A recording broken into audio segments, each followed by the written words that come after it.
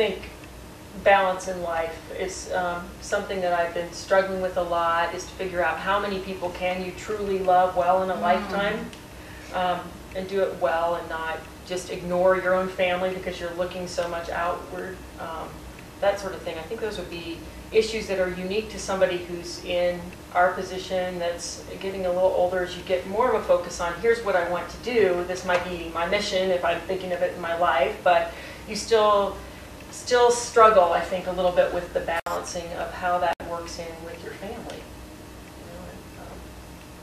I agree. For some reason, these past 2 weeks have given me a glimpse into thinking about 50s. Yes. When I turn 50, my daughter will be in college and my son will be out of college. And what life will be like. Yes. It's dawning on me how much energy I do spend on my kids, which I a don't lot. regret at all. I love that. But because I look at that lady, that 72-year-old woman, and think, how does she have the energy to run a coffee shop and a whole business? Right. And then Janice said, but she doesn't have her kids. And I thought, that's it. So Yeah. I am starting to get little glimmers of, There's you know, life oh, after there is The life. next phase. Yes. The next phase, right? And that I will have the energy. But I see because myself and I right want at the now expense of the kids. Right. kind of panicking and wanting to like spend as much time as Yes. I can right now with my It kids, does, and I'm yes. turning down a lot of things Yes. because I'm like, you know, right Yes. now they're 14 and 11, Yes. they still want to spend time with me. Yes. How much time do I have left? Yes. But I think balance is That the key does- thing that you're talking about, Yes. because not only are they going to be gone, and so if it's an out of balance situation now where you're absorbed with them, plus we have friends who are going through that next phase of helping their parents transition. Yes. And if you're not keeping your eye on the ball, I mean, I know we talked about that last time, that we need to start, maybe we could talk about tips for helping your parents transition and that Yes. sort of thing, plus the whole financial thing. Both Yeah. your own personal finances and how do you help your parents I agree. make That good is choices. an I mean, issue. these are huge issues that are so much more important to me.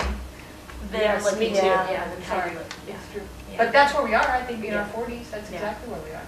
Yeah, I agree. I think it's important just not to want to have any regrets, right? When you do- Right. so it sounds like you're on the Yeah. right track. You're going to make sure you don't have regrets. Yeah. That's true. True. That's And very spend good. time with your boys while they're here. Right. Well, and they're fun. Yeah.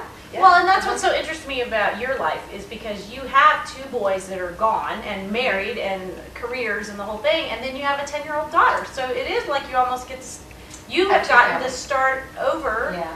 and Yeah, do things differently. And I look at our household the way it is, and I think, oh God, thank God Hannah's here. You would be so boring. My husband and I. Do you have any suggestions with the first group versus the second group? Right. Do you find yourself doing things differently with Hannah? I do. I'm much, You did with the boys? more laid back. You know, I Much know more. that Hannah is Hannah, and no matter what I do, she's not going to be.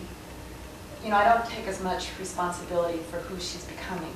I'm enjoying who she's becoming. I think with the boys, I governed over them more. It was kind of funny when they were teenagers.